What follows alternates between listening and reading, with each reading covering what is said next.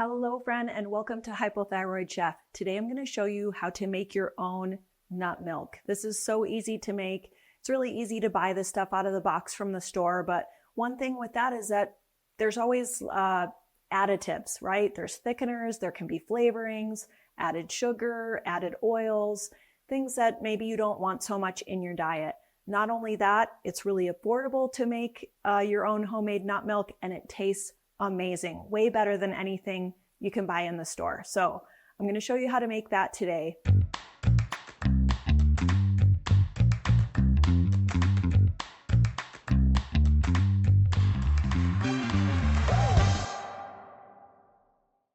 After gluten, dairy is the most common dietary trigger for thyroid patients. Dairy isn't necessarily an inflammatory food for everyone, but like any food that you might be sensitive to, it can be inflammatory for those who are sensitive to dairy. And most of us as thyroid thrivers do find that we feel better without dairy. That's why almost all my recipes on Hypothyroid Chef are both gluten and dairy free. So really nice to have your own nut milk. We're going to make almond milk today. And the reason that I chose almonds for this dairy-free milk is they're quite high in calcium. Now, when you're removing dairy from the diet, it's good to think about some of those other plant-based calcium-containing foods that you can add in to supplement calcium in the diet. Things like broccoli, leafy greens are, good sources of calcium. Also, almonds. So that's what we're going to be using today. Also, we'll sweeten it naturally with a few dates. I had just a little nub of a vanilla bean, so we're going to scrape the beans out of that just to add a little vanilla flavor, because why not? And then just to counter the sweetness of the milk, we put just a pinch of salt in there. So that's what we'll use for ingredients. We also have 6 cups of filtered water. What you'll need is a blender and something to strain your nut milk with. This is a jelly bag. It's made for straining jams and things like that. Probably costs a couple bucks. So you can use something like this. They also make nut milk bags that you can easily order online. But yeah, you do need something to really strain all that pulp out. Okay, so first step in making your own nut milk, and this is optional, but it's highly recommended, is to soak the nuts. So I wanted to kind of show you here on this overhead lens what the water looks like. It's sort of stained red. Now those are tannins from the almonds. The tannins can be healthy. There's nothing wrong with tannins. It can add a little bit more of a strong flavor to the nut milk. So by soaking your nuts, one benefit that it has is that you can remove some of those tannins. The other thing it helps with is making the milk super creamy. So you can also even reduce the amount of nuts that you use to make the milk if you soak your nuts versus using fresh. It can also be a little bit more grainy, gritty, harder to strain if you don't soak the nuts. It's fine not to soak them, but just, there's some benefits to it. There's some other health benefits to it as well. One of them is that it can reduce phytic acid, which is found in nuts. And phytic acid is what's referred to as an anti-nutrient, meaning that it can block the absorption of certain minerals in the gut when it's eaten. It doesn't, necessarily make nuts unhealthy, but one easy way to remove the phytic acid from nuts is to soak them. So that's another benefit. And also soaking can help activate certain enzymes that make the nuts easier to digest. Kind of a similar concept to like soaking dried beans and things like that, easier digestion. Okay, so wanted to show you what that looks like. But after we soak them, we do want to go ahead and strain and rinse them. So I'll go ahead and do that, and then we'll make our nut milk.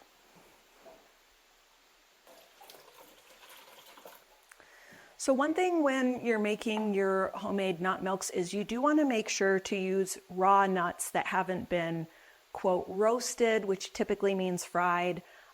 We don't want to have those added inflammatory oils. Also, salted nuts and things like that are going to add, seasoning that you don't necessarily want in your milk. So be sure to, when you're choosing your nuts, and you can use any kind of nut, macadamia nuts, cashews, almonds, walnuts. You know, there's so many different kinds of nuts that you can play with here when you're making dairy-free milk, including coconuts.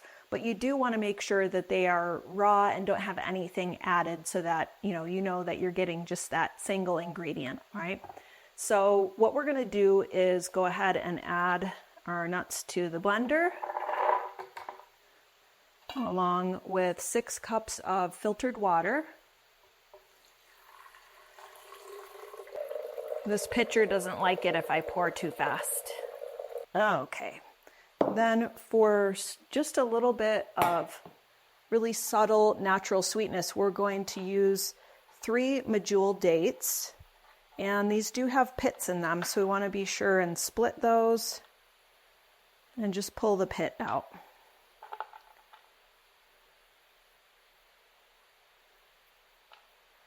I'll probably give these a rough chop as well, just to make it a little bit easier for the blender.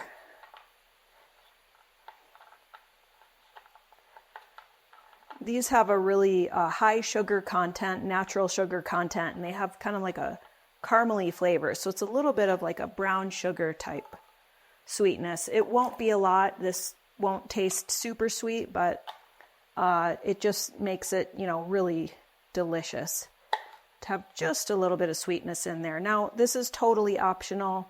I just happen to have a scrap of a vanilla bean that I wanted to use up, so I'm going to put those seeds in there. With vanilla beans, you need to split them down the middle, and then you can use the edge of your knife to scrape out the beans. I don't have my glasses on, so I can't see. Oh yeah, there we go. Couldn't see the edge there.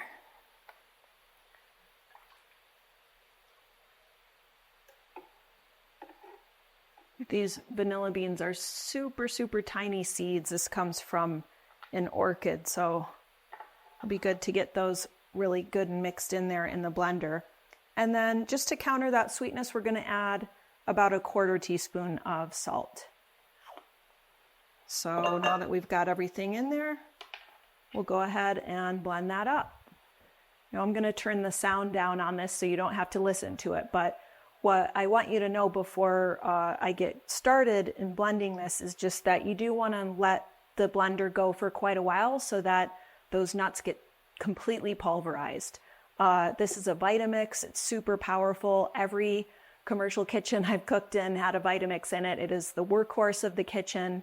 Highly recommend a Vitamix, but whatever blender you have will do the trick. It just might take a while to really get those nuts completely blended.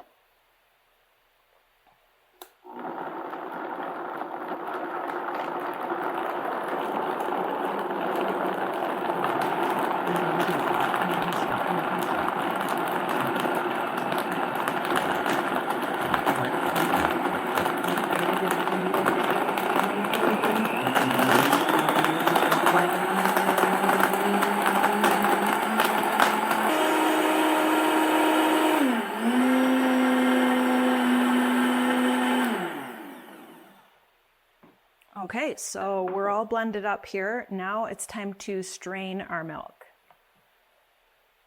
One thing to keep in mind when it comes to being dairy-free is that there can be a lot of nut-based products, and nuts can be really healthy for those of us who tolerate them.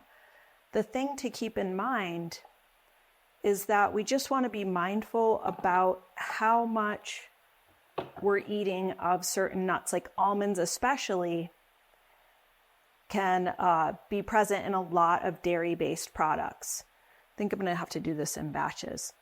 We've got this in our jelly bag here, and it's really just like a cow's udder. It is just dripping milk. What we can do is sort of twist the top. This has a drawstring on it too. But we can kind of twist the top and then squeeze to speed up the process. Oh my gosh, this looks so delicious and creamy. It really is like a whole different ball game from store-bought nut milks. But back to what I was saying about dairy-free products commonly being made with almonds, also cashews. You know, one good way to develop a sensitivity is ODing on those, you know, foods that people can be commonly sensitive to, like tree nuts. Say you're drinking almond milk and lots of it every day, or you're eating almond products every single day. Just be mindful of that. Maybe mix it up. Maybe try making your dairy-free milk with different types of nuts, just to ensure that you have that dietary diversity and you're not overdosing on almond products, for example, which can, for some people, end up resulting in a sensitivity to those foods if we overdo it. So just something to be mindful of. I've seen it happen with coaching clients where, you know, they're just kind of overdoing it on nut-based products and then end up having a hard time with those nuts. And that's not what we want. We want less food sensitivities, not more. So yeah, we're just going to keep filling and kind of squeezing the liquid out here. You can see it's really creamy, it's frothy. Just about done here.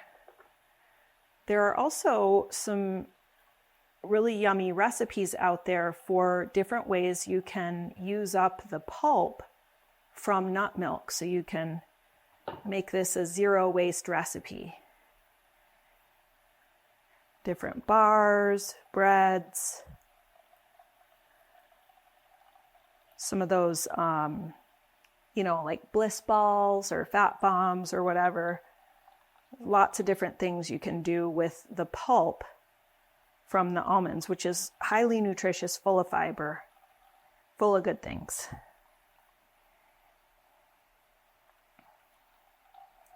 And I certainly don't want to scare you away from eating nuts if you don't have a sensitivity to them. I just, that dietary diversity is such a powerful insurance policy when it comes to our diets. And it can be easy to get stuck in a rut eating the same things over and over and over again. And that's just not ideal for nutrition. And it can also have some pitfalls like, you know, developing food sensitivities. But anyhow, that's it. We've got over 6 cups here of freshly made almond milk, sweetened with some fresh dates. There's a little bit of vanilla bean in there just for fun and a pinch of salt. That is it. That's how easy it is to make your own nut milks. And there's so many different angles you can take with this too. Different nuts, different natural sweeteners. You could put a little bit of maple syrup in there. You could put spices, turmeric. You could put matcha in there. There's all kinds of things that you can add to your nut-based milks and experiment with that are really fun and delicious. So I'll show you what's inside here when we're done. This is just kind of a crumbly almond pulp. I've actually made a dip with this before that was just like a veggie dip, really zesty and good. It had like garlic and lemon in it. It was really tasty. Okay, so let's go ahead. I'm going to wash my hands and we'll give this a taste. It really looks so much like dairy milk. Yum.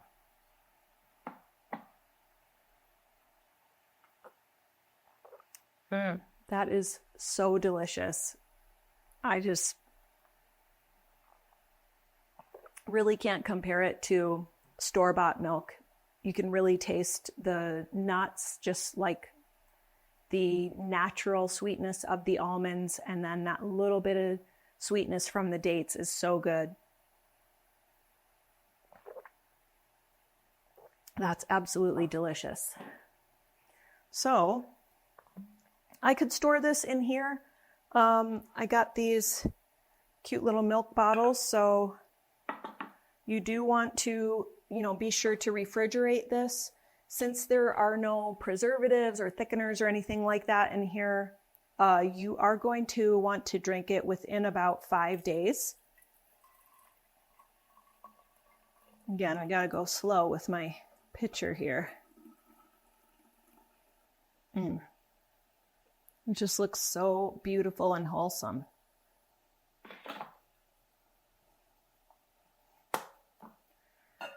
I think these are 4-quart bottles, so got a little bit more than one bottle.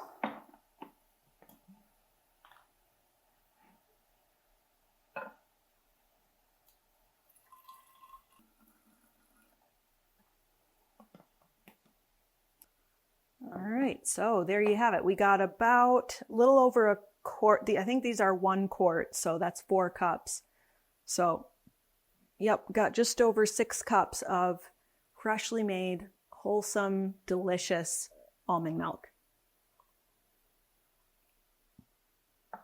Now, this is really quick and easy to make, as you've seen today, but if you are a fan of dairy-free milk and you want to make your own, you want to avoid all the fillers and emulsifiers and flavorings and things like that in the stuff at the store, and you want to make this maybe a little more convenient and less messy, a couple of my Thrivers Club members absolutely love their almond cow. So this is a kitchen appliance that is designed to make nut milk just super quick and easy. Actually, the recipe that I used today was inspired by their cookbook, The Almond Cow Kitchen. And I'll show you inside. There's a picture of what their machine looks like. I don't have one, but I know some thyroid thrivers who absolutely love theirs. So this is what the almond cow looks like. You've got this pitcher, you have a filter basket. You basically just add your ingredients, your nuts, your water, maybe coconut, maybe dates, put it in there, turn it on, it grinds it up, it filters it out for you, and you've got a pitcher full of freshly made nut milk. So this cookbook is really fun too. They've got lots of yummy recipes in here for different types of milk. Soy milk, cocoa cash. You can use the milks to make certain recipes, like this almond milk can be used to make this vegan butter. And then they also have recipes for using up the pulp, which is really fun. Like, look at these maple glazed donuts. Those look amazing. So this has been a fun book. I've enjoyed it. I didn't get an almond cow, but I do love their recipes. They have a great website too with lots of helpful recipes and information, FAQs and things like that. So highly recommend them. I will put a link to the almond cow in the show notes for you, as well as the glass bottles I used today and a jelly bag and just the other, fun equipment that you need to make your own homemade nut milk. All right. Thank you so much for watching and joining me here in my kitchen today. Please don't forget to like and subscribe for more thyroid-friendly recipes and lifestyle inspiration. I'm Ginny Mahar, the Hypothyroid Chef, wishing you happy cooking, happy thriving, and the best of health. See you next time.